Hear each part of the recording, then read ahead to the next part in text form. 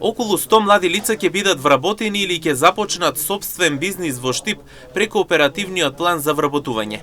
Ова денес го најави заменик министерот за економија и труд Маријан Ристевски при неговата посета на градот, каде во соработка со локалната самоуправа се одржа презентација на мерките за поддршката на стопанството.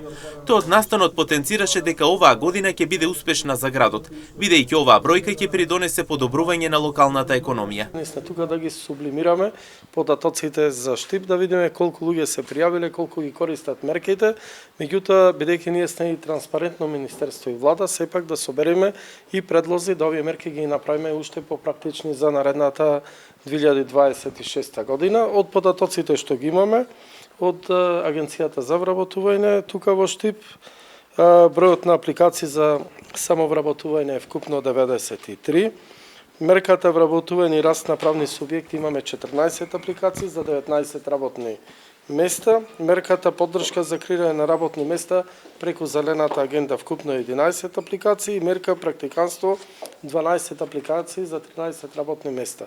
Или сума сумарум да земеме дека успешна ќе биде оваа година за Штип, бидејќи од оперативниот план ќе бидат вработени некаде од прилика 100 луѓе. 100 луѓе млади, претежно до 29 години, ќе остварат работен однос. Дали ќе отворат нивни фирми нови или ќе бидат вклопени во постојаните фирми од актуелните мерки, тоа е на добра бројка, што значи и подобрување за локалната економија, меѓутоа и задржување на младите и невработените лица како работно способна сила да останат тука во Штип и Македонија. Дека проектите кои општината ги прави влијаат позитивно на бизнисот и развојот на градот, согласен беше и градоначалникот Јорданов.